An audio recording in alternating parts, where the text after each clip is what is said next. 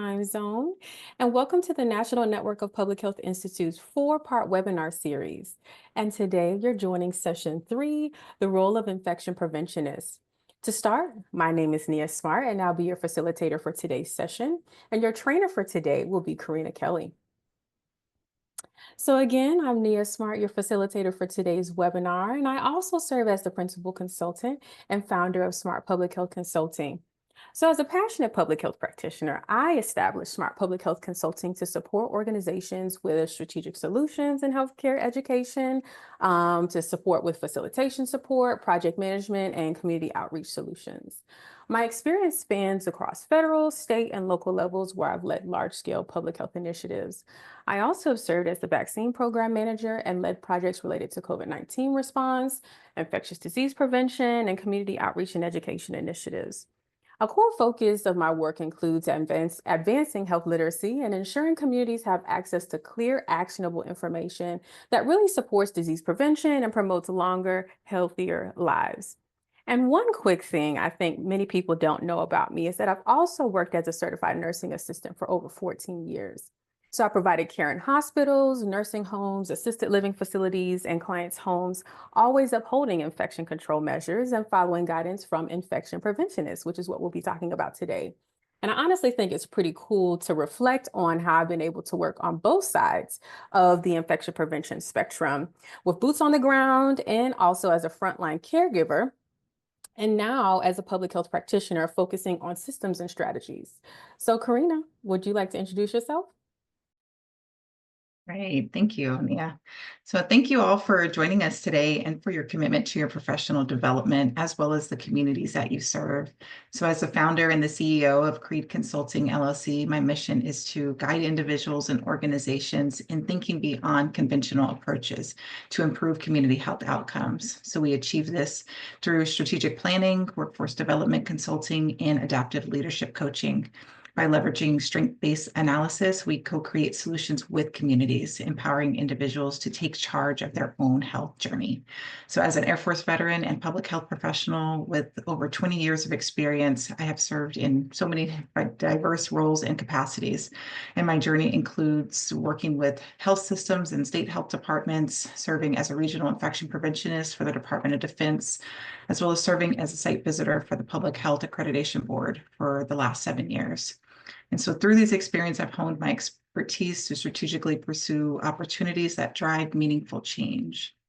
So now that you know a little bit about us, I will pass the mic back over to Nia to give us an overview of the platform and the webinar series.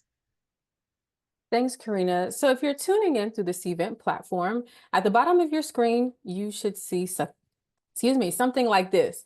So during today's session, feel free to use the chat feature to connect with each other, respond to our questions, and share any thoughts that come up during the webinar today.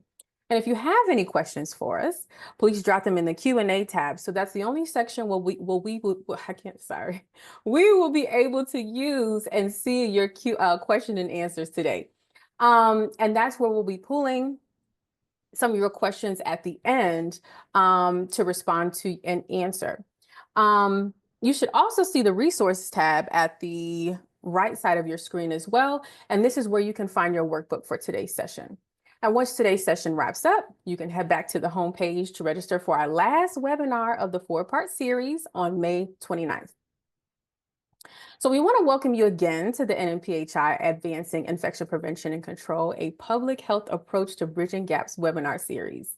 So the series will explore critical issues surrounding infection prevention and control and the public health workforce, and how public health efforts can also help bridge gaps and improve population health.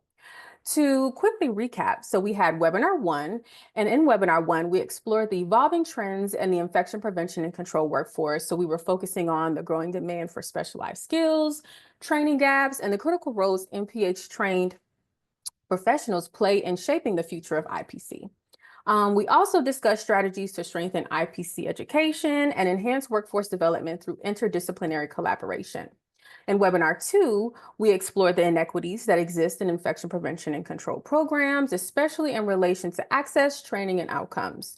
We discussed how social and structural factors like healthcare access, workforce shortages, and social determinants of health impact IPC efforts and population health. We also explored how applying social and behavioral science frameworks can help create more equitable, effective infection control strategies. We'll talk a little bit more about what you can expect from today's webinar in just a second.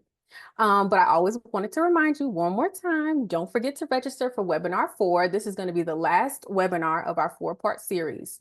And we will focus on essential interpersonal skills for IPC during that webinar. And we'd like to also make sure we thank the Climate and Crisis Prevention Portfolio and Convenings Portfolio at the National Network of Public Health Institutes for organizing this webinar series. All right, so here's our agenda for today's webinar.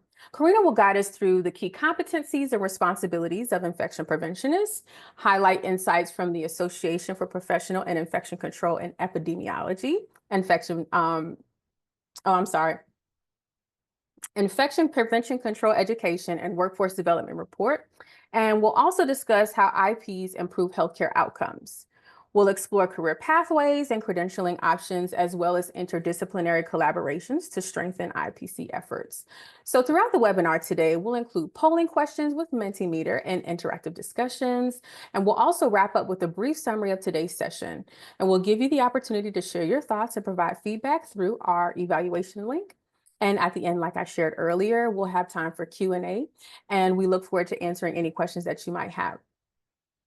So remember, throughout the webinar today, also feel free to use the workbook to reflect and take notes. So before we dive into thank you so much. So before we dive into our webinar today, let's quickly go over our learning objectives. So by the end of today's webinar, you'll be able to define the key competencies and responsibilities of infection preventionists in healthcare and public health settings. You'll be able to analyze recommendations from the Association for Professional and Infection Control. You'll be able to report regarding infection prevention and control education, training, and workforce development. You'll be able to assess how IPs improve healthcare outcomes, including infection control, antimicrobial resistance mitigation, and patient safety. You'll also be able to discuss career pathways and credentialing options for public health professionals interested in IPC roles.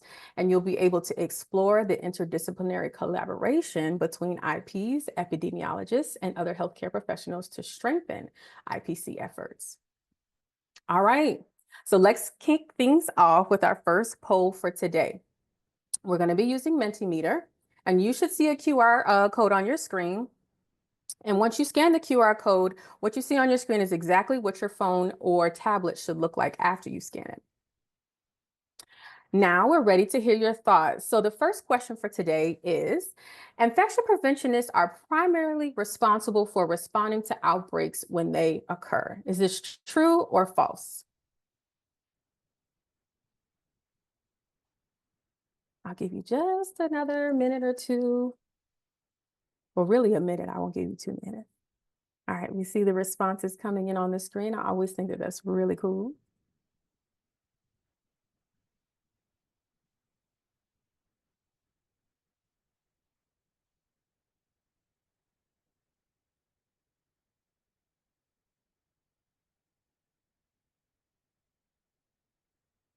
And if you're just joining us, we started our first poll question, true or false. Infection preventionists are primarily responsible for responding to outbreaks when they occur. Feel free to scan the QR code, and that's how you can get access to responding to the poll this morning. All right. I see we have true.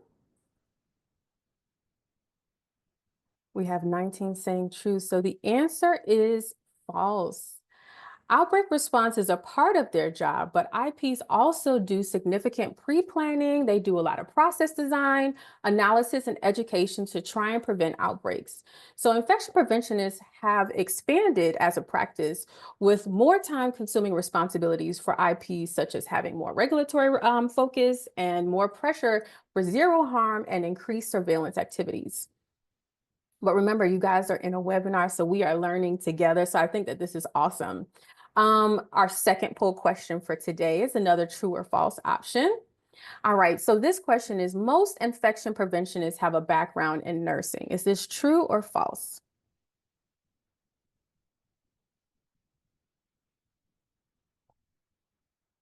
And if you're just joining us, you can scan the QR code to respond to our question today.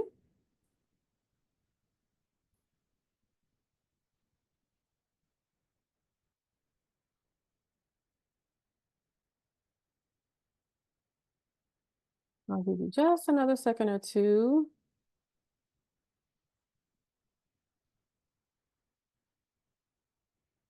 All right, so we have 17 people have said true, and you are correct. While most infection preventionists have traditionally come from nursing backgrounds, the APIC and NNPHI report, which is what Karina will be talking about today, highlights a growing recognition of the value that professionals from public health, microbiology, laboratory sciences, and epidemiology bring to the field. So, expanding recruitment beyond nursing is considered a key strategy to meet the evolving needs of the IPC programs. Thank you all so much for participating in our poll today.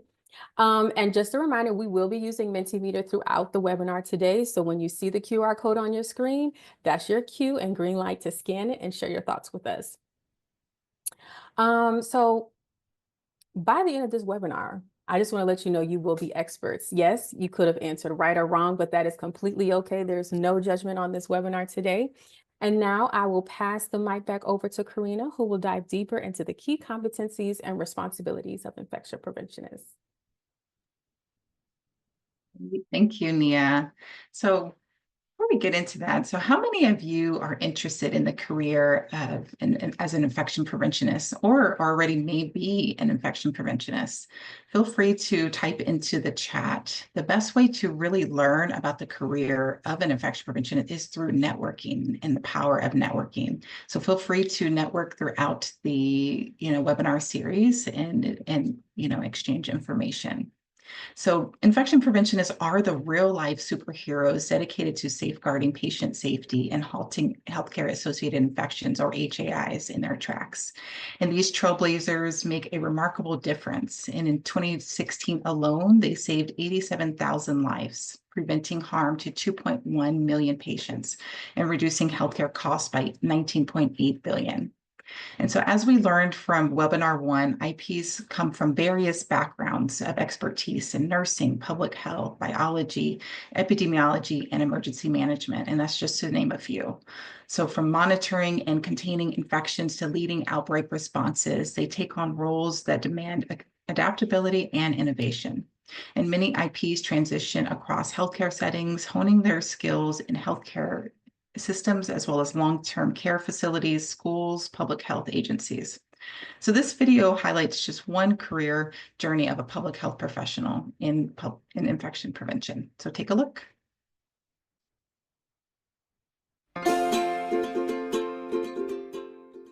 Hi, I'm Davina Campbell. I'm an infection prevention specialist, also a microbiologist. I work with bacteria and antimicrobial resistance genes. I do work with other STEM professionals such as epidemiologists, medical doctors, and data scientists. We discuss the data and organisms and antimicrobial resistance genes that we detect, and we do this through meetings, conferences, and emails. So I didn't have a lot of opportunities to learn about public health, but I did enjoy research and working in a laboratory, so that led me to be interested in foodborne illnesses, which then I got a degree in public health, which brought me to CDC. Public health is a growing field, and we definitely need more people involved. And every day I get to go to the laboratory, I work with bacteria, and I get to look at the resistance genes that the bacteria produced, and I get to analyze my data and present to a wide variety of people. If this sounds interesting to you, please come.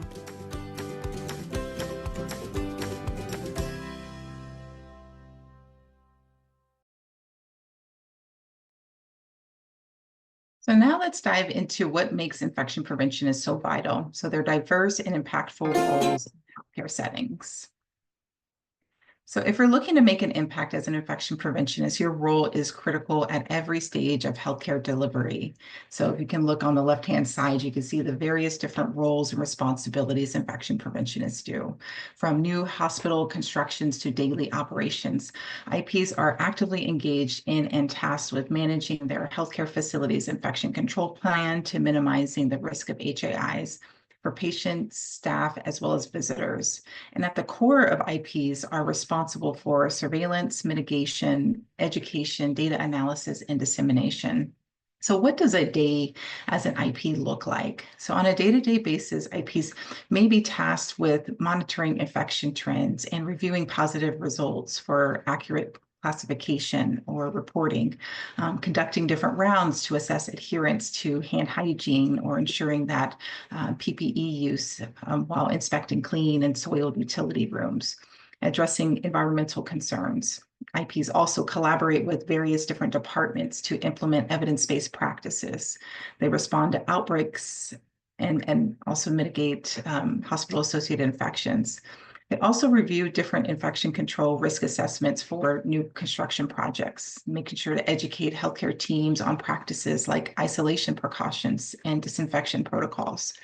They oversee sterilization processes to ensure medical instruments are properly cleaned, sterilized, and stored, and lead procedural observations such as central line insertions, just to confirm adherence to sterile techniques.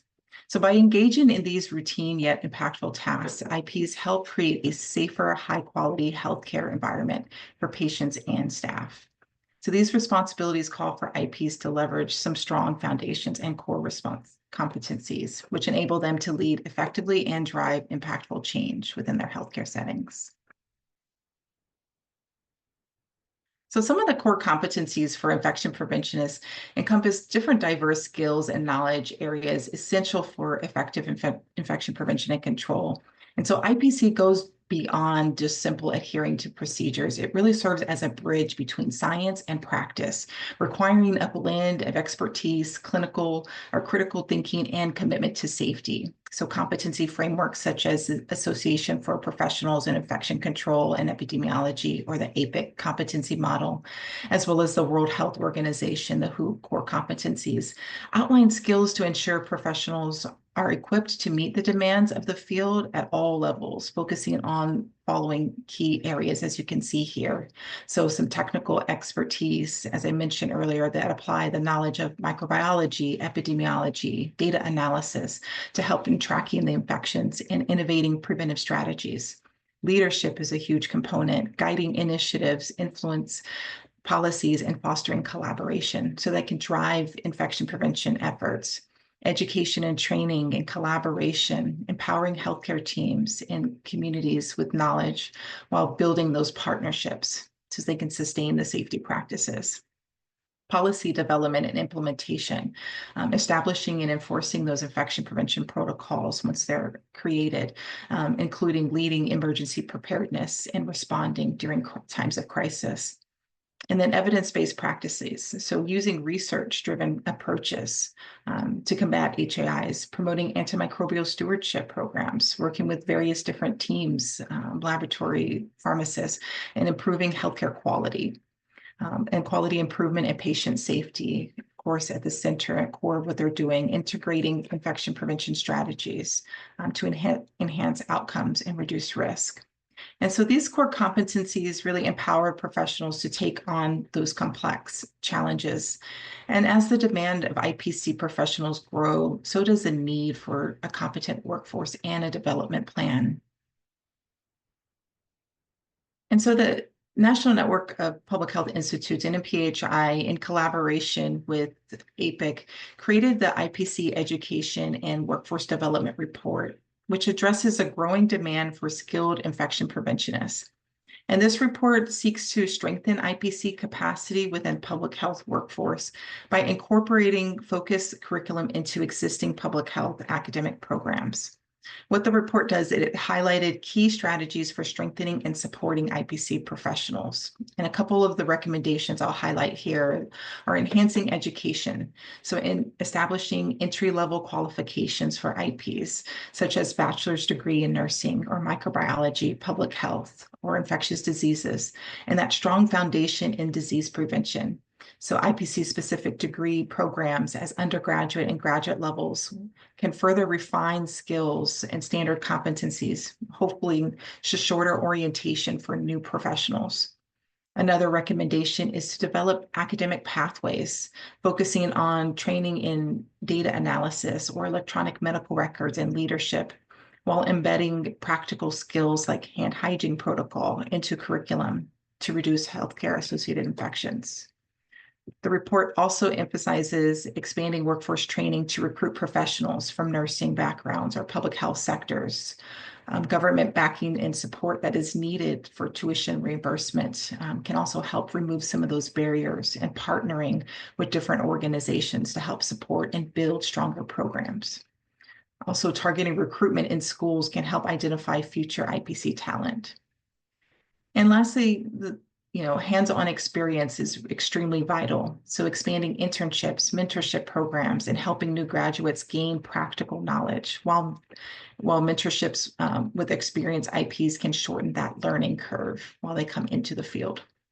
Also promoting IPC as a career path, as we're doing here today in this webinar, to further motivate professionals to join and grow their certification programs. So this report underscores, key opportunities to address the dynamic workforce needs in infection prevention and control, presenting strategies to enhance academic programs and better prepare future graduates.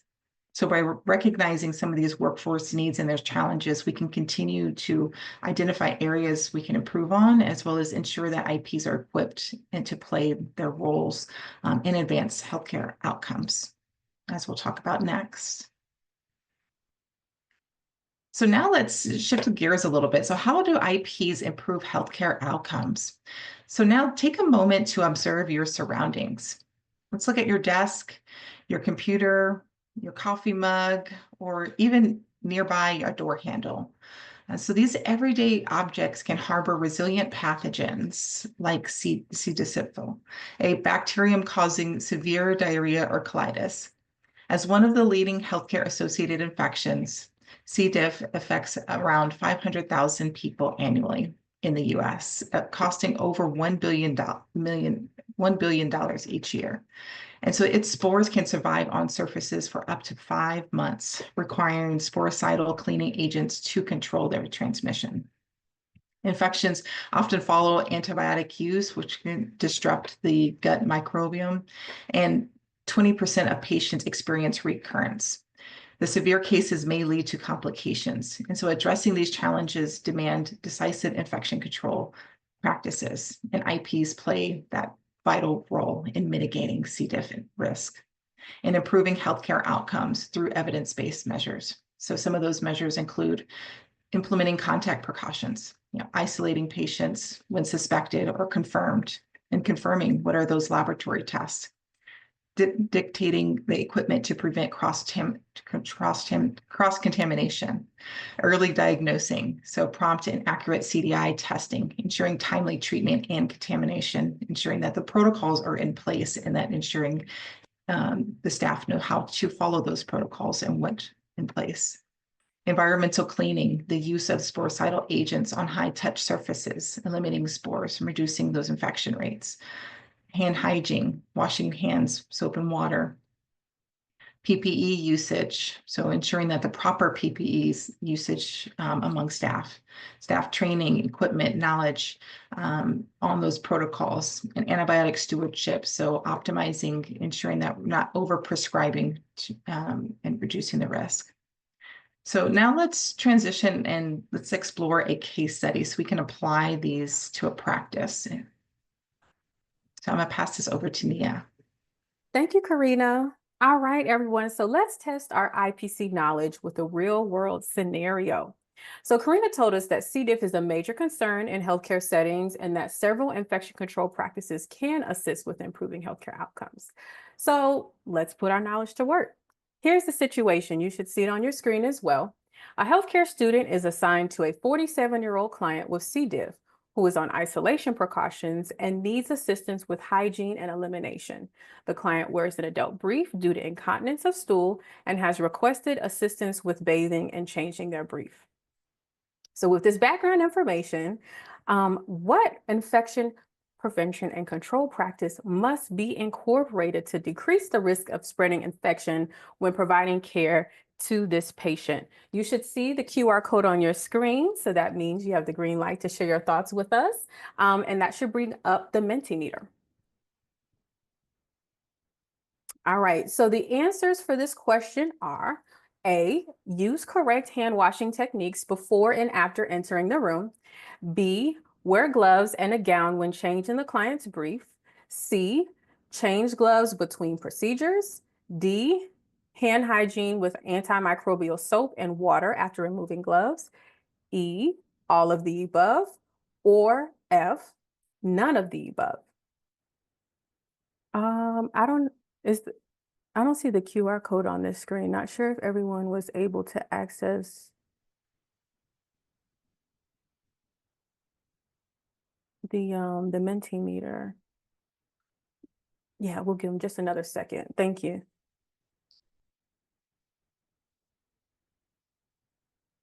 So feel free to scan the QR code to share your thoughts, and then we will watch the live results come in just a second.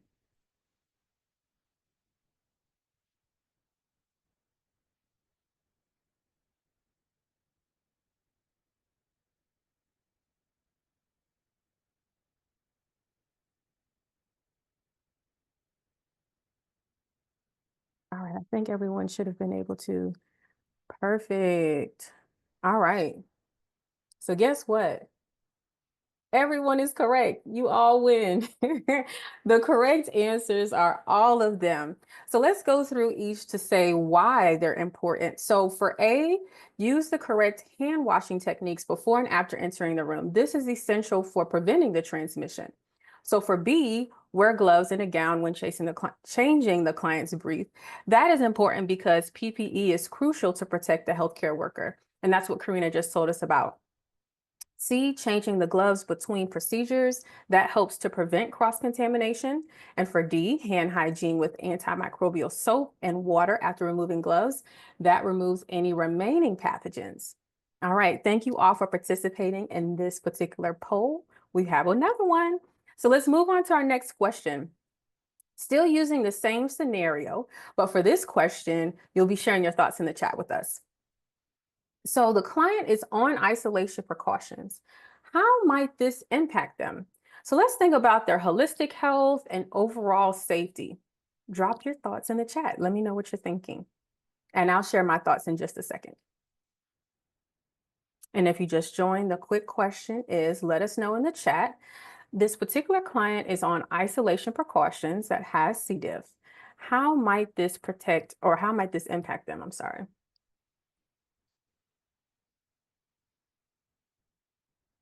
Let us know in the chat.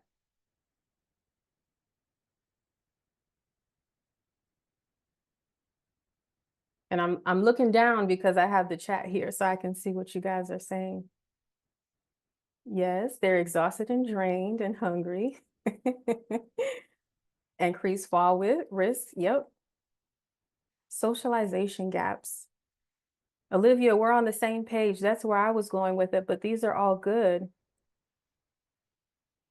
Yep. Negatively impact their mental health and social well-being. Loving these. Interruption of independence. Yep. All right. So I will say from my thoughts here, one challenge can be the client is in isolation, is experiencing limited interaction, which is what you guys are saying in the chat. So I always like to bring it back to the human side. How would you feel if it were you? How would you want to be treated in the moment, right?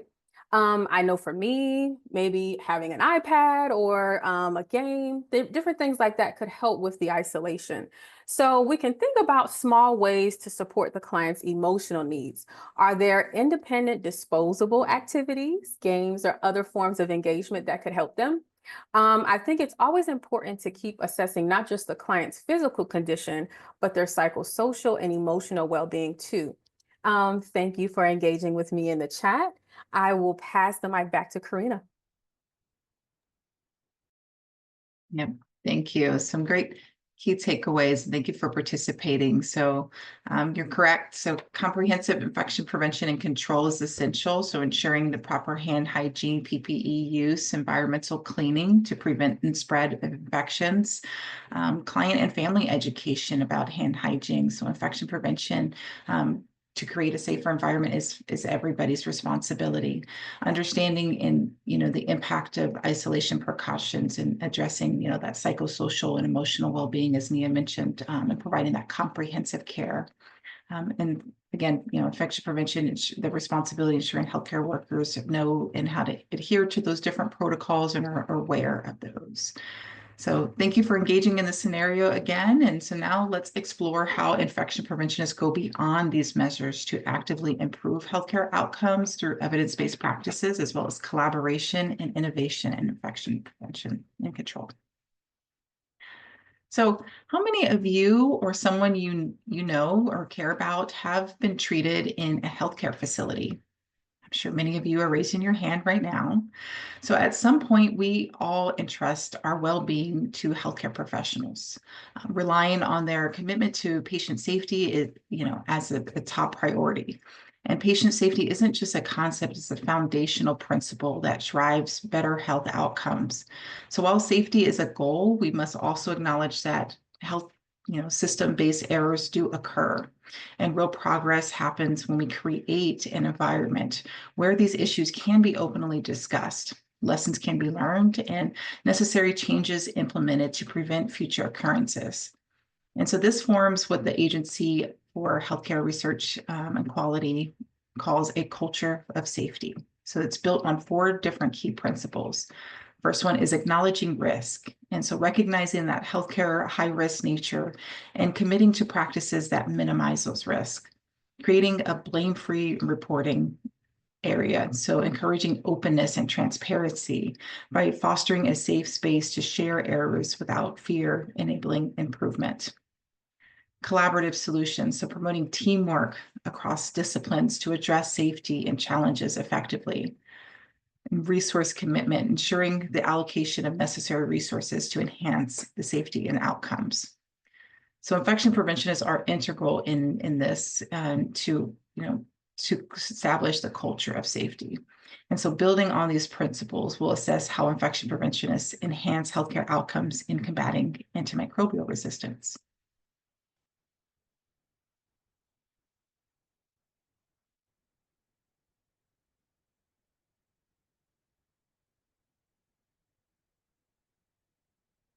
So did you know that over 2.8 million antimicrobial resistant infections occur annually in the US, causing over 35,000 deaths? The CDC's 2019 Antibiotic Resistant Threats Report highlighted resistant germs categorized as urgent, serious, and concerning threats. So despite having progress in rising antibiotic use as well as resistant infections pose significant challenges, which have jeopardized our healthcare systems. By undermining antibiotics, prolonged hospital stays have increased in cost as well as worsening patient outcomes. So why does this matter? So without effective antibiotics, routine procedures such as, surgeries or chemotherapy could lead to severe complications and higher mortality rates. So how do we combat AMR or antibiotic resistance? So infection prevention controls practices and implementing them are vital, such as device and procedure related infections. So the proper use and timely removal of devices reduce infection risk and minimize antibiotic dependence. Spread prevention, so hand hygiene, environmental cleaning, as we kind of mentioned earlier, and isolation precautions contain resistant or pathogens. Early detection, so surveillance systems, so identifying those resistant germs quickly and promptly, and intervening, as well as antibiotic stewardship programs responsible for prescribing and minimizing use can slowly resistance, as well as broad prevention. So expanding different protocols to outpatient as well as community settings can strengthen AMR defense. So infection preventionists also play a role in combating antimicrobial resistance by implementing these effective IPC practices. And so protecting patients demands a strategic approach as well as a collaborative approach. So there's multiple different individuals that help support this. So let's delve into how infection prevention and control programs seamlessly integrate with antimicrobial stewardship programs and enhance patient safety. And so one of them is the infection prevention program, as well as the antibiotic stewardship programs are called IPP and ASPs.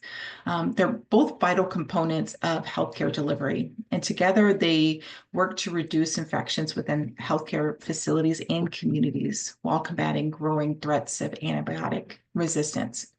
And so the collaboration between these two programs is crucial in addressing multi-drug resistant organisms, or otherwise you may know them as MDROs, as well as CDIs, or C. diff infections. The COVID-19 pandemic further highlighted the synergy between IPP and ASP programs.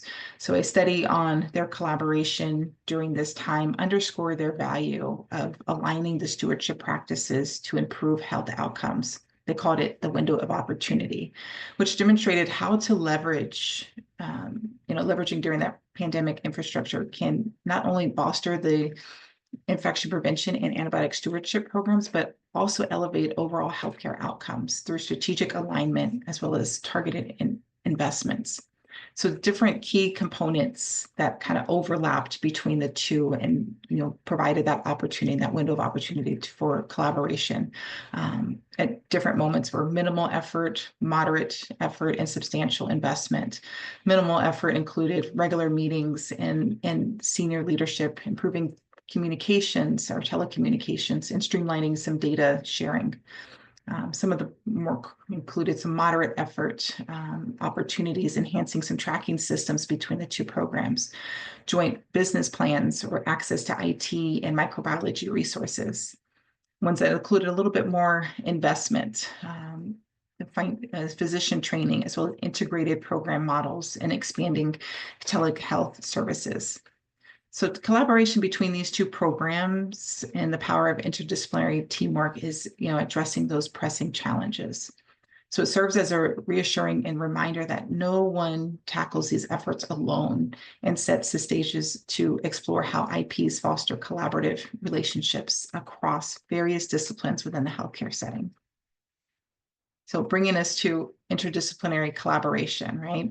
Which is a huge part of what IPs do, a big responsibility. And so one big thing of, tackling healthcare associated infections and antimicrobial resistance is really a true team effort, and bringing together healthcare workers, public health experts, as well as epidemiologists, policymakers, and others to create that safer healthcare environment. And so one powerful example of a collaboration is the World Health Organization's Clean Care is Safer Care initiative. So that was launched in 2005. It introduced the 5 moments for hand hygiene framework. So uniting experts across disciplines to improve patient safety and reduce HAIs. So successful infection prevention and control programs rely on expertise of many different individuals, as you can see here. So infection preventionists help lead surveillance, education, infection control, different business professionals such as health information managers or quality compliance officers, financial managers, help allocate budgets, develop systems to manage and track surveillance or monitor adherence to healthcare regulations. Epidemiologists will analyze data, investigate outbreaks. Laboratory technicians identify pathogens or test for resistance.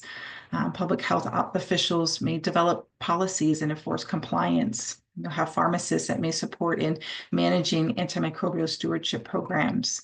And hospital administration and policymakers help to fund or support IPC programs. And so this teamwork underscores their importance of shared expertise and collective action in really driving progress and safeguarding public health. And so which brings us to how you collaborate with teams within your workspace. And so I'll pass it over to Nia for a scenario question. Thanks, Karina. So we're going to continue with our C. diff scenario. So to quickly recap, in case you just joined us, a healthcare student has been assigned to a client who is on isolation precautions and needs assistance with hygiene and elimination. The client is 47 years old and they have been diagnosed with C. diff and wear an adult brief due to stool incontinence. So the client has requested help with bathing and changing. So Karina just shared with us the importance of interdisciplinary collaborations, right, in infection prevention. Now let's think about who else should be involved in this care plan with the 47-year-old patient. We'll be using Mentimeter for this question as well. And you should see the QR code on your screen. And remember, that's your cue to scan it and your green light to let us know your thoughts. So this first question is, to successfully care for someone experiencing C. diff and to address the broader challenges of prevention, what other professionals do we need to have involved in this situation? So on the screen, you should see some examples. So we have physicians, nurses, infection preventionists, dietitians. Karina just went through the list of these. So I want us to start thinking about some ideas on how we can work together to take care of this particular patient. I'll give you about a minute to share your thoughts.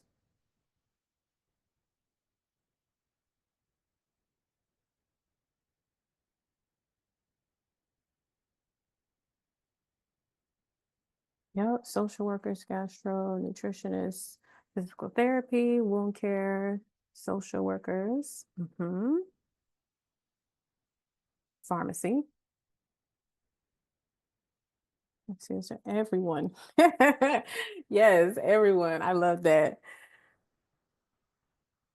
I'm not sure what EVS is. Do you know that acronym, Karina?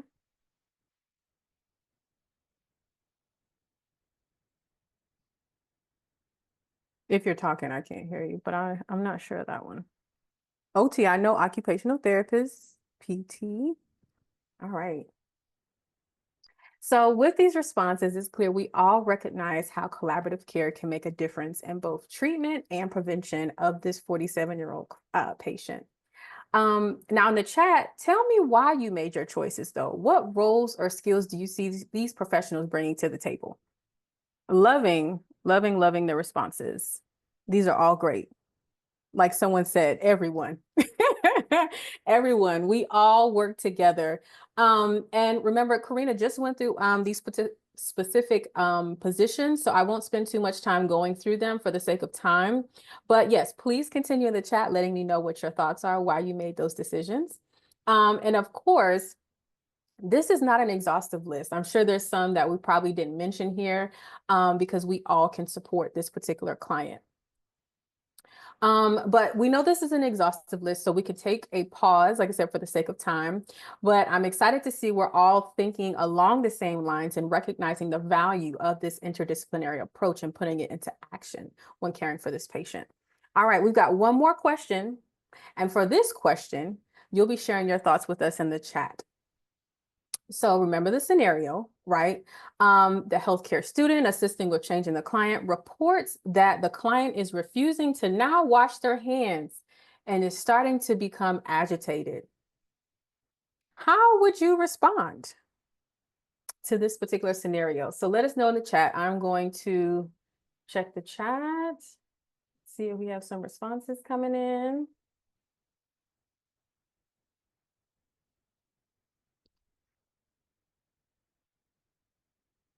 Yes, this is good. I'm looking at some of the responses from our previous question, preventing HAI, spreading bacteria from their movement through the hospital.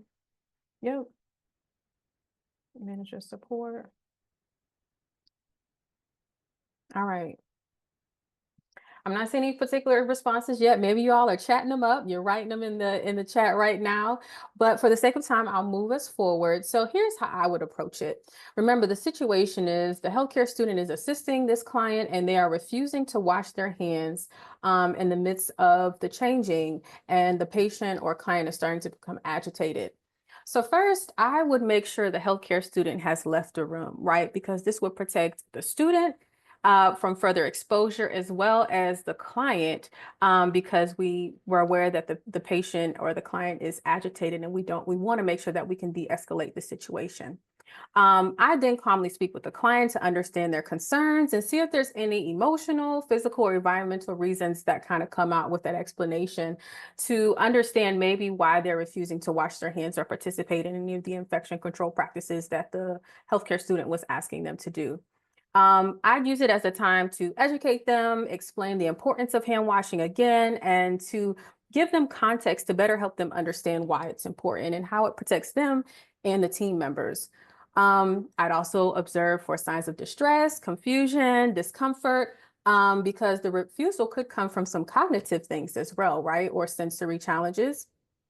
Another point to remember, though, we might think it's easy to just offer the client some hand sanitizer, right? Oh, well, they don't want to wash their hands. Let's just give them some hand sanitizer.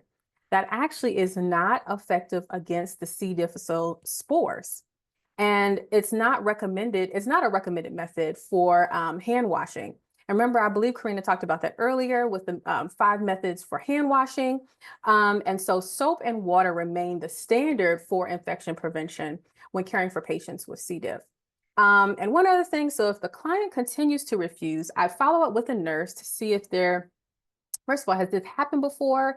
Has there been a reassessment? Is there additional education that's needed that the nurse could potentially do? And when appropriate or if appropriate, and with the nurse's consent as well, I'd involve the broader care team. Remember, we just listed all of those interdisciplinary roles that could support something like this.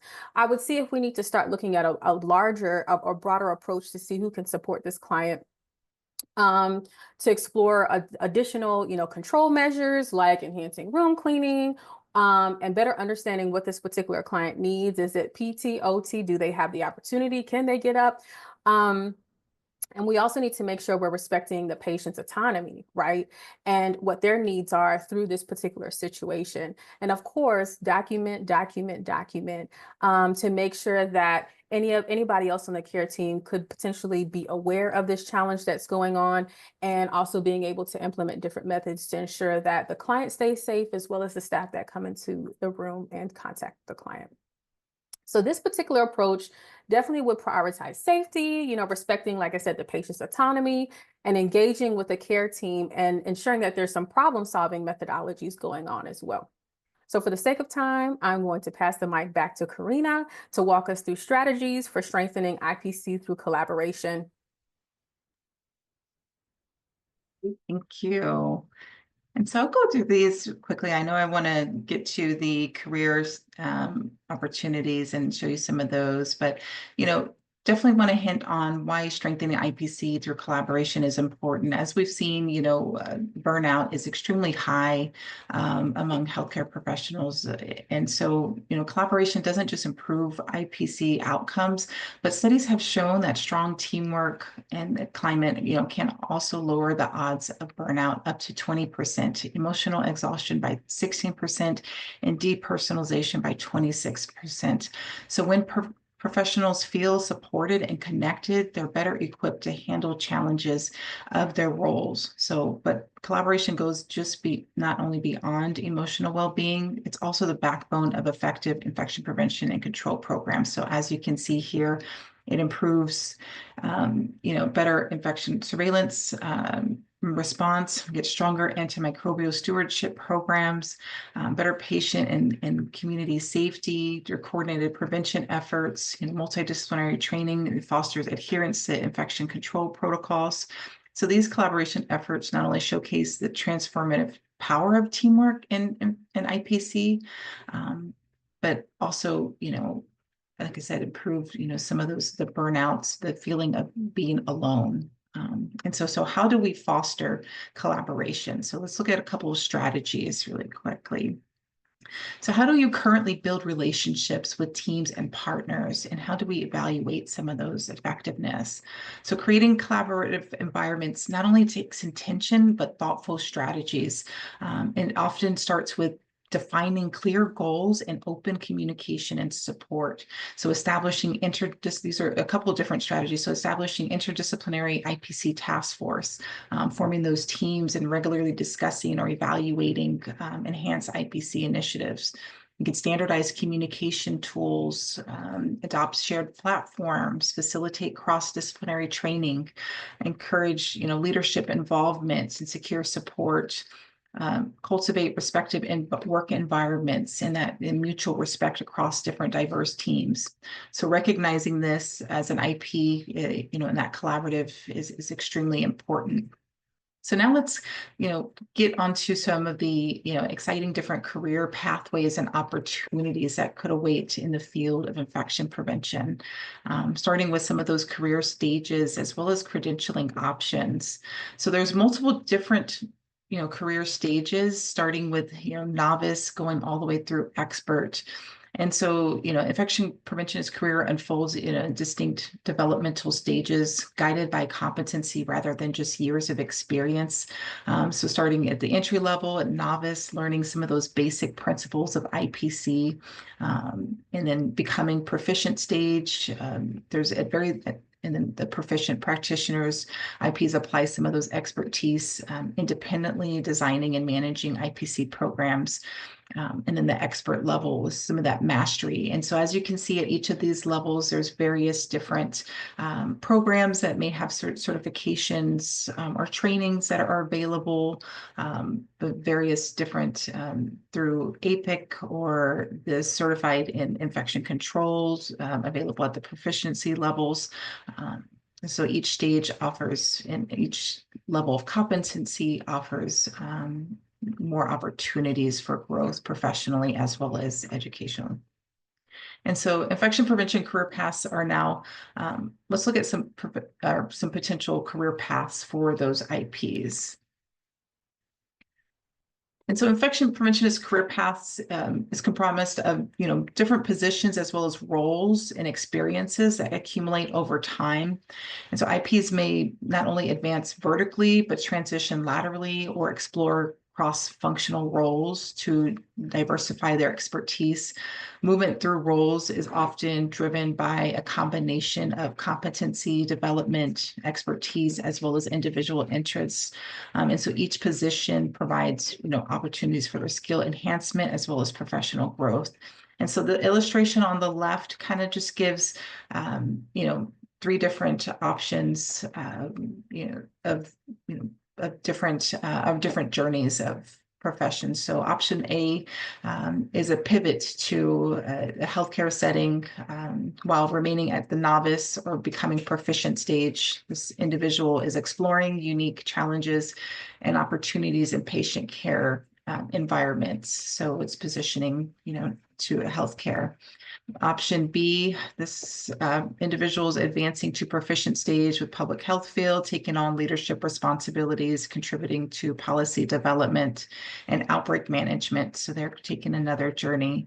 And option C, that individual is transitioning to proficient stage in industry sector and specializing in infection prevention technologies or consulting services that impact diverse healthcare settings.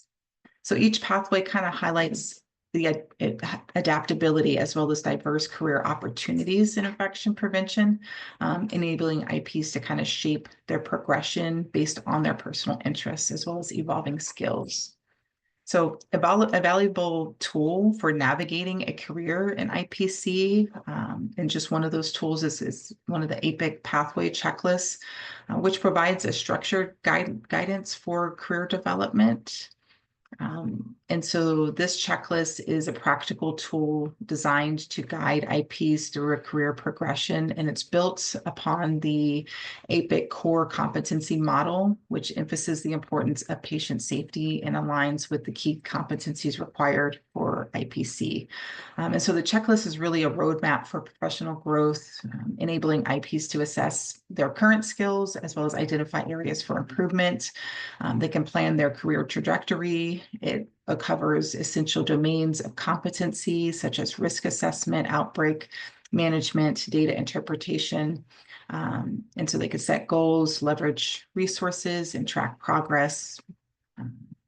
And so in addition to this career path checklist as a guide, there are also additional job seeking assessments and resources that are available in supporting on the infection preventionist journey. And so this slide highlights some tools to help public health professionals who are pursuing IPC roles effectively. So on the left side, you'll see a sample infection prevention job description, while the right provides strategies for tailoring resumes. So emphasizes relevant education, certifications, and practical experience like internships and volunteer work, showcasing key skills in epidemiology, outbreak investigation, leadership, communication, and incorporating achievements and quantifiable outcomes, and adapting your resume to specific demands of IPC roles. And so the two links, I believe, we'll put those, we have it on the resource guide for you all, so you guys don't have a chance to copy those. So in addition to these job-seeking tools are various different resources that support ongoing education and professional growth in infection prevention and control. And so great resources like Project First Line offer accessible hands-on infection control training for healthcare workers. CDC STRIDE program delivers targeted modules on reducing healthcare-associated infections, while CBIC certification validates infection prevention expertise. And AHRQ and WHO provide vital competencies for enhancing infection control practices. An APIC podcast, the 5-second rule, it brings lively discussions with experts in addressing challenges like solo IP roles and career advancements in leadership. So no, we're almost at time, and I'd like to thank everyone for joining us today. And I want to pass it over to Nia, so if we have any questions and to summarize our key takeaways. All right. Thanks so much, Karina. I say let's go to our last slide with the last QR code. I'll give you all just a minute to answer some questions, to see if we can answer some questions real quick. I know it's 12:59, so I want to be respectful of everyone's time. If we can put up the last slide with the the QR code. There's one more. That one. That one's good. Thank you. So feel free to drop. I see we had some questions throughout, and I believe they have all been answered. So I'll give you all just a second to put any other questions in the chat. But while we're waiting, please feel free to scan the QR code on your screen to evaluate us for today. We'd love to hear your thoughts, to let us know how the session went. To participate, again, please scan the QR code on your screen. And I am checking to see if there are any last questions here. Looks like all of them have been answered. All right. All of the questions have been answered. It is 1 o'clock. I'll do a quick wrap up of today's webinar. So we explored the key competencies and evolving responsibilities of infection preventionists and how they play a vital role in protecting patients, staff, and communities. Would you mind going back to the QR code just in case they might want to complete the evaluation? Thank you so much. So we also reviewed insights from the Association for Professionals in Infection Control, APIC, and IPC, Infection Prevention and Control Education and Workforce Development Report. So this included recommendations to strengthen the pipeline of trained professionals through education, mentorship, and career development opportunities. We also discussed how IPs contribute to improving healthcare outcomes, from reducing healthcare-associated infections to advancing antimicrobial stewardship. Our case study helped us to consider the real-world applications of infection control practices, while our focus on interdisciplinary collaboration highlighted the importance of working across roles and departments to strengthen IPC efforts system-wide. Our major key takeaways is that IPs are more than just infection control experts, right? They are educators, they're advocates, and leaders in promoting patient safety and health equity. As we close, we encourage you to think about how you'll apply these insights today in your work, and how can you support IPC professionals with their efforts in the settings or wherever you're working, or mentor others on the path to becoming an infection preventionist. And I saw some conversations in the chat. Some people are taking tests, so this is awesome. Don't hesitate to reach out to us. I see Lauren did put their email in the chat if you do have some questions, or if you're preparing for any of the exams that we talked about today. So this is a great moment to revisit your workbook and jot down some of your thoughts if you have some next steps. And don't forget, in the workbook as well, there are some resources for you to review if you're looking at career transitions and things of that sort. So last but not least, don't forget to sign up for our last webinar of the series for May 29th. Thank you all for your time today and your attention and your participation. Have a great rest of your day.